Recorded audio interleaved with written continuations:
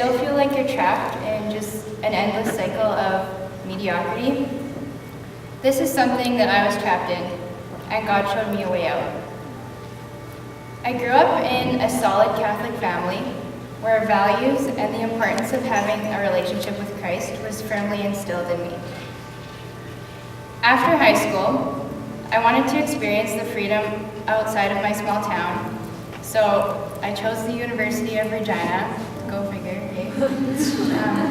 And in my first semester, I wanted to find a community, but the one that I found was focused on the partying lifestyle. As I lived this life, I was making unconscious decisions to move away from my relationship with God and the faith I had grown up in by compartmentalizing my life into faith and partying. This led me to feeling trapped because I was having fun with my new friends, but in my heart I knew what I was doing was wrong, and it left me feeling empty inside. Shortly after, I started valuing the relationship with my new boyfriend over all of my friendships. Suddenly, the one thing that I feared losing the most was now the only thing that was pulling me further and further away from God. This continued on into my third year of university, where I had a few realizations. I wasn't where I wanted to be academically. I only had a few good friends other than my boyfriend, and I needed my family more than ever. I ended up helping with a youth group at my church, but I soon realized that I couldn't lead others to Christ if I wasn't fully following Him myself. So I started to pray, and day after day I asked God why I was so unhappy and how I could find happiness.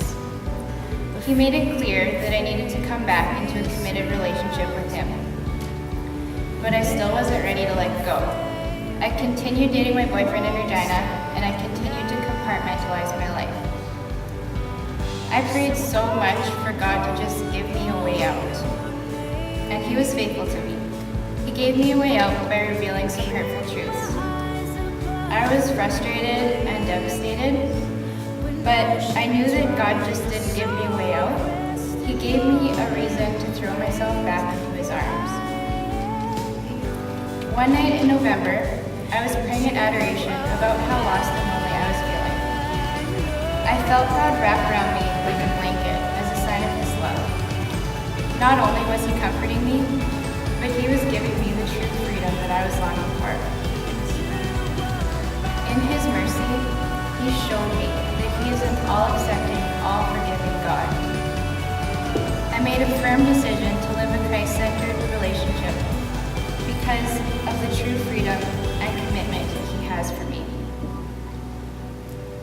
After I realized this, I became a different person inside. I woke up in a good mood every day, I had motivation, and I was finally at peace with myself. I desired to know God in a deeper, more intimate, and mature way. Furthermore, the decision that I made in November was confirmed at CCO's annual conference, Rise Up. I was struck by the question, if not you, then who? If not now, then when? I knew I needed to act on this decision, so I started by leading a faith study with fellow classmates and friends. With a different perspective, I learned more about my faith through sharing it with others, and it reminded me of how important it is to make that commitment over and over again. My life has been filled with freedom. Freedom from sin, and freedom to confidently share my faith with others. Thank you.